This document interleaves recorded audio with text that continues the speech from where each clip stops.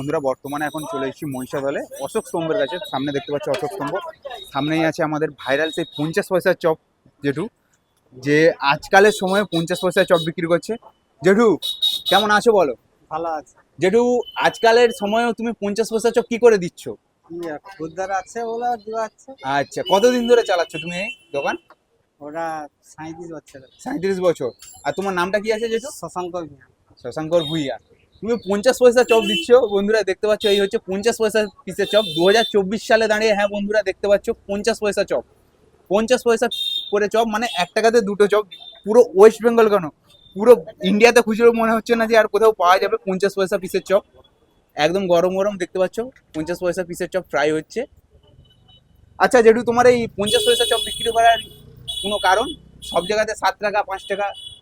খদ্দের আমাদের ছোট ছোট খদ্দেরটা প্রচুর থাকার জন্য কমাইতে পারি। আচ্ছা,